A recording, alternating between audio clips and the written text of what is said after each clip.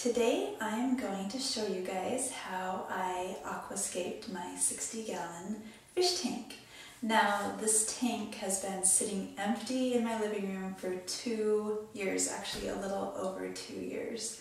And so I'm so excited to finally get started on it and fill it with fish and water and have fish again. I have had fish since I was about 9 or 10 years old. I got my first fish at a fair. I won a little goldfish. And I had that fish for 15 years, and yeah, I've always loved keeping fish. Well, when we moved across the country about 2.5 years ago, I had to get rid of the fish that I had. I had some discus and some Rominos tetras and a really nice setup in that tank, but since those kind of fish were so sensitive, I couldn't take them across the country. There's just no way I could keep their water warm and keep them comfortable to be able to survive that 3-day trip across country. So it's been sitting there empty, and one of the reasons it's taken us so long to finally fill it up is just trying to decide what kind of fish we're going to get. I tested the water here and it's very, very hard, and we don't have a water softener or anything like that. And so it kind of cut my choices down a lot to either goldfish or African cichlids. Now, I've had goldfish before. Obviously I just said that I started with goldfish, but they're not my favorite fish to keep in a tank. And my husband has always really wanted African cichlids, but I've always said, no, I hate African cichlids. They are just mean. I don't want any aggressive fish. But I really started doing some research and found out that you can get some that aren't so aggressive, and really they're more territorial than anything. And if you do it right, which hopefully I've done lots of research, then you can have a really lovely tank and not have to worry about fish injuring each other. So that's what we're gonna do. African cichlids, here we come. Now let me tell you about the kind of African cichlids I decided to go with.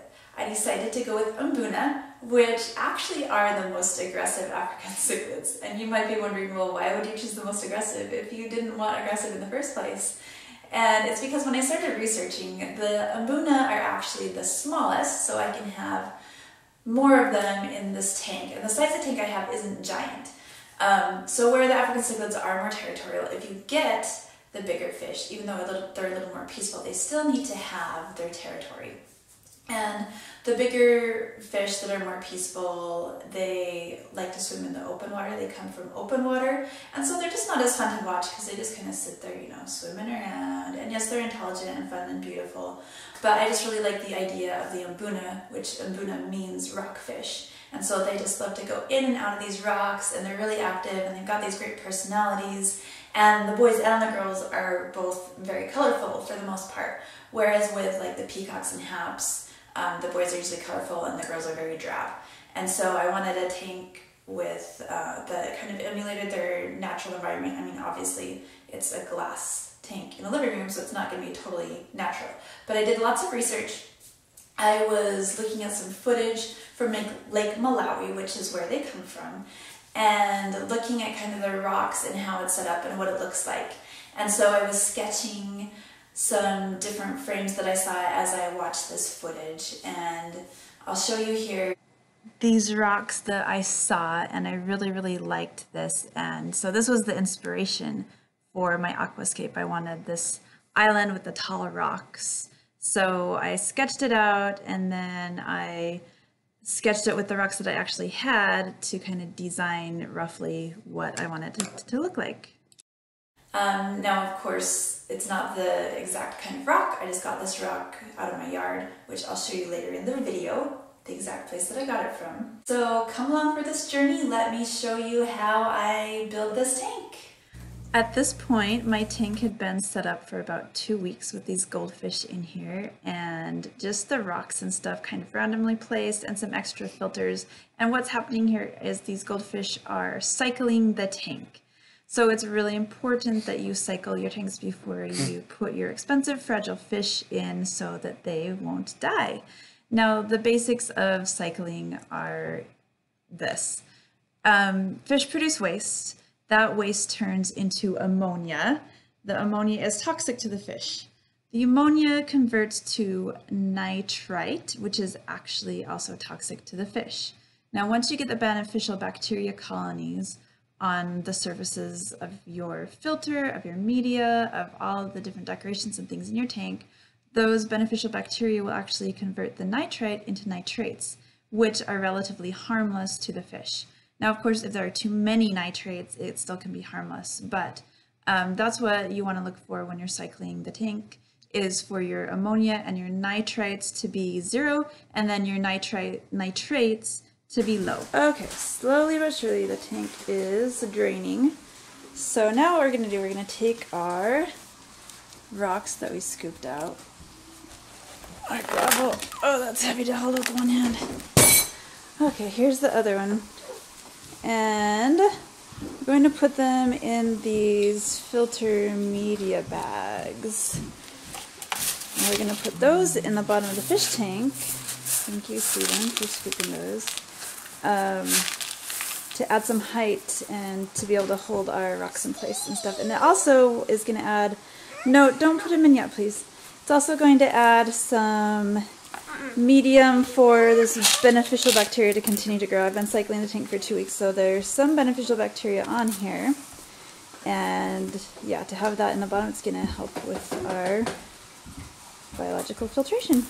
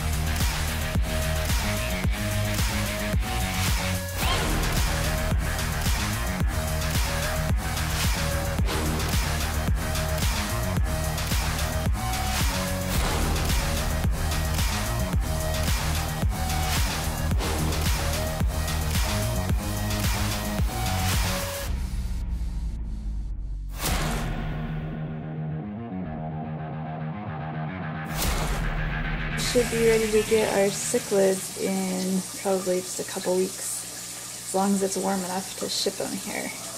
But we're going to put some plants in this tank today. There are not very many plants in Lake Malawi where these African cichlids, these Mbuna cichlids I'm getting come from, but there is some grass, so we're going to put some jungle val that looks like grass, tall grass, on either side. I've got these rocks here in the corners to hopefully discourage the cichlids from digging up the roots. And I'm also going to just put some root tabs there underneath those rocks. So hopefully it'll work out. So yeah, here we go. I kind of like the look of how these rocks are stacked over in this corner. So I'm going to go outside and see if I can find another thin rock to stack on top of this rock in this corner here.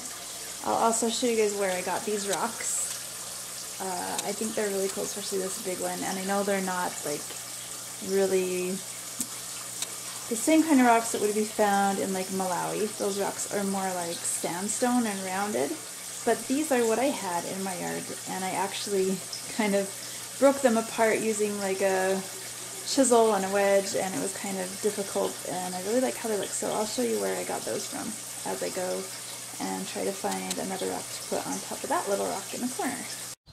As you can see here, there's this big piece missing, and so that's where the biggest rock in the tank came from. I tore that off of this ginormous rock here. So, see if we can find a little piece. That one might work. No, it's way too thick. I want a thin piece. I might have to chisel another piece off of this. I might...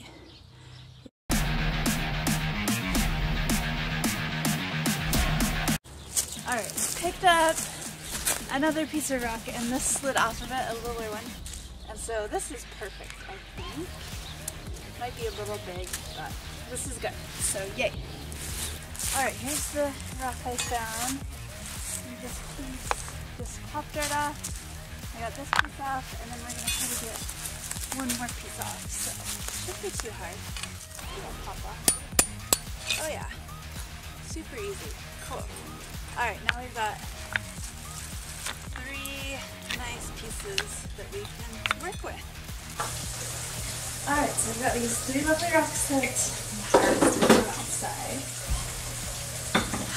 And I got this little piece too. So I'm going to put these in, see how it looks, and then we'll add the jungle bell.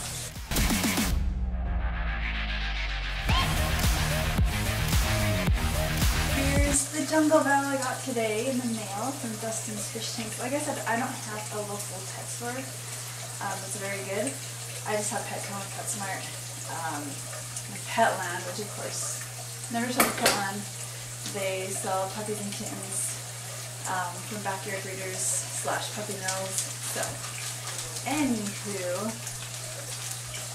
these are nice and long, which is awesome.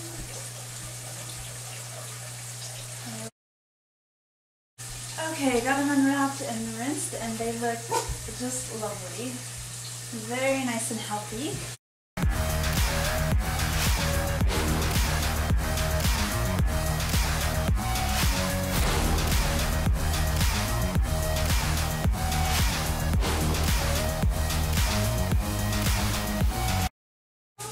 Okay, so here's the finished tank. Well, not finished, but planted with the jungle bell. And I'm really happy with it. I think it just really adds something to the tank instead of just having the rocks.